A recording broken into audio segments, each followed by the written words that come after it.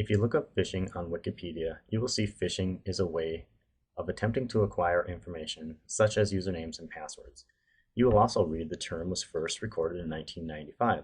So clearly, phishing attempts have been around for years, and we all by now should be familiar with what it is. In the last several months, a number of Fargo Public Schools employees had their email accounts compromised by an email like this. In the email, the sender points out you have a problem and it needs your attention. But if you look at the sender, you'll notice that it is not a Fargo Public employee. Also, the Barracuda already has tagged it as spam. In these cases, the phishing attempts were not used to gain access to the user's bank accounts or credit cards, but instead to use their email account to send out email. In these cases, their accounts were used to send out large amounts of email, about 1.3 million. Thankfully for these users, their identity was not stolen, but the effects were felt by Fargo Public Schools.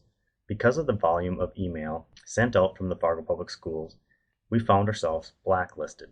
This means we no longer could send email to many organizations like the state of North Dakota. As you can imagine, having the Fargo Public Schools domain blocked has a big impact on the day-to-day operations. Help Fargo Public Schools keep a good reputation by remembering a few things about phishing attempts. There are many variations, but the information they are looking for generally is the same: personal account information. Emails that look like they are coming from places you do business, but have a URL with numbers in for the address, stay away from. For example, let's say you received an email from the credit union asking you to provide some information. If you look at the URL here, this is the Fargo Public Schools Credit Union.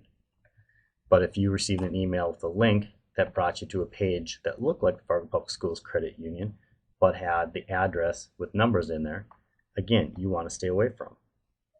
If you don't know the sender, delete it. If you recognize the sender, but it makes no sense that they would be asking you for this information, don't provide it.